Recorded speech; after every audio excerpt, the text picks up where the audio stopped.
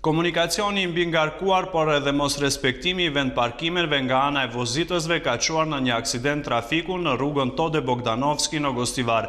Aksidenti ka ndodhur diku rreth orës 12. Në atë moment në të dy anët e rrugës mu në hyrje të saj ka pasur të parkuar dy automjete, një Mercedes E250 dhe nga ana tjetër një Ford Focus, që të dyja me regjistrim të huaj, konkretisht të Italisë. Në mes të tyre ka kaluar kamioni i tipit Volvo me regjistrim të Gostivarit, i cili bën distribuimin me pije në objektet hotelerike në Gostivar, pronë e birarisë së Shkupit. Drejtuesi i kamionit, pasi është futur mes dy automjeteve, në një moment nga ana e tij e djathtë, ka kapur Mercedesin.